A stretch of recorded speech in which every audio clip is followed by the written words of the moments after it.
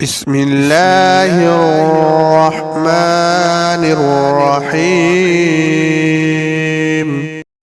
حضرت محمد بن سلم خواص رحمۃ اللہ علیہ سے منقول ہے، میں نے قاضی یحییٰ بن اقسم کو خواب میں دیکھ کر پوچھا، اللہ تعالیٰ نے آپ کے ساتھ کیا معاملہ فرمایا؟ کہا، اللہ تعالیٰ نے مجھے اپنی بارگاہ میں کھڑا کیا اور فرمایا، اے بد عمل بڈھی، اگر تیرے بال سفید نہ ہوتے تو میں تجھے ضرور آگ میں جلاتا۔ یہ فرمان سن کر میری کیفیت وہ ہو گئی جو ایک مجرم کی اپنے آقا کے سامنے ہوتی ہے۔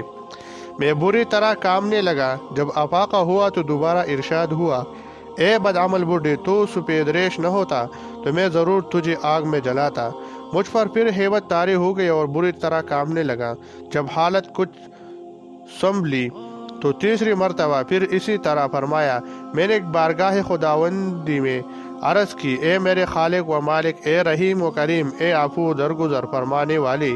میں نے عبدالرزاق بن حمام سے، انہوں نے معمر بن راشد سے، انہوں نے ابن شہاب زہری سے، انہوں نے انس بن مالک رضی اللہ عنہ سے، اور انہوں نے تیری نبی مکرم صلی اللہ علیہ وسلم سے، اور انہوں نے جبرائیل امین علیہ السلام سے تیرا یہ فرمان سنا، میرا وہ بندہ جیسے اسلام میں بڑھاپا آئی اسے جہنم کا عذاب دینے سے مجھے حیا آتی ہے۔ تو میرے پروردگار نے فرمایا، عبدالرزاق، معمر زہری اور انس سب نے سچ کہا، میری نبی نے سچ کہا، جبریل نے سچ کہا، اور میرا قول سچا ہے۔ اے فرشتو، اسے جنت میں لے جاؤ۔ ایک روایت میں اس طرح ہے، قاضی یحییٰ بن اقسم سے اللہ تعالیٰ نے فرمایا، اے بوڑھے، تیرے لیے برائی ہے۔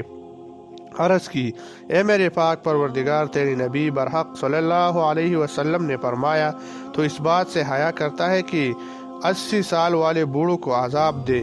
اے میرے خالق، میں بھی 80 سال دنیا میں گزار کر آیا ہوں، مجھ پر بھی کرم فرما دے۔ اللہ تعالیٰ نے فرمایا، میرے نبی آخر الزمان نے سچ فرمایا ہے، جا، ہم نے تجھے بخش دیا ہے۔